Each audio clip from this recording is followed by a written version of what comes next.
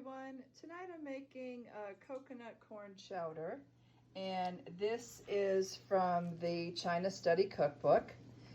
It's one of my favorites. I add a couple extra things, but I'll put the recipe below, but it calls for 1 leek, 3 garlic cloves, 1 jalapeno, 4 to 5 potatoes, vegetable broth, garbanzo beans, corn, coconut milk, and salt and pepper and red pepper flakes. So right now I just started the onions, peppers, leeks, and I saute in the organic vegetable broth, low sodium from Trader Joe's.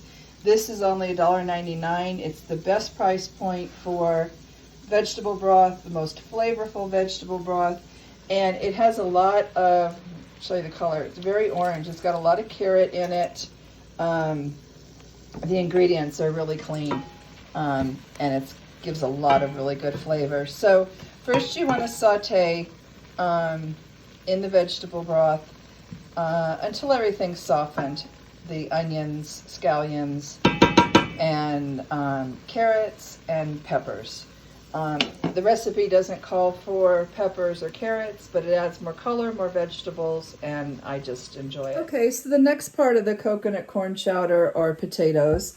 And I get these at Trader Joe's. They're organic, gold potatoes, a 3-pound bag. I think it's like $3. The price point is excellent for organic potatoes.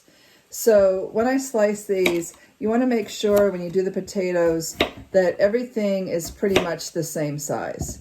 So I do them in slices first, then I tend to stack them, cut them in half, and depending on how big the potato is, maybe in thirds. But you want to make sure you've got same size pieces so that it all cooks evenly.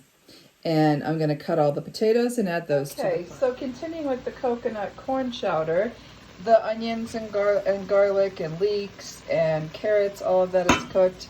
So now I'm going to add in all the potatoes I just cut up. And we're just going to mix this and let this cook for a few minutes. I'm going to add a little more vegetable broth. And we're just going to let this cook for a few minutes. Put the lid on. And it calls for coconut milk, so I'm going to go ahead and get that and open up the cans of coconut milk. Okay, so now we're going to add the other ingredients. It calls for 1 can of garbanzo beans. Always get everything organic. I have a can of coconut milk and some organic frozen corn as well. So we're just going to dump all this in. Okay, and then I added a can of coconut milk. And now we'll add in the corn. And you can add as much and as little as you like. I like a lot of corn in this chowder, and so I add more. And then it calls for 1.5 cups of the vegetable broth.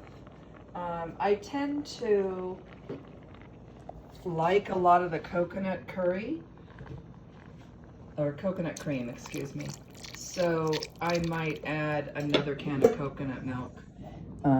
See how this is. So we're just gonna stir all this and let it heat through. So I did decide to add another can of coconut milk because, hey, it's coconut milk and it's delicious and creamy, and it's fall, and comfort food is just really nice right now when it's, I don't know about where y'all live, but where I'm at, it's down in the 30s here at night, and it's kind of nice to have something warm and comfy.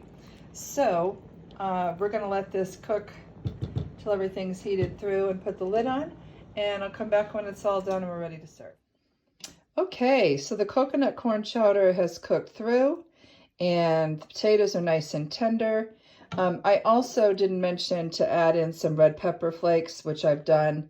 I do mine to taste, so whatever you like, however spicy you like it. There's also a jalapeno in here, so this is going to have a good little kick to it. But it's really delicious. I hope you try it. The garbanzo beans give some good protein, and it's got excellent flavor with the coconut milk and the vegetable broth.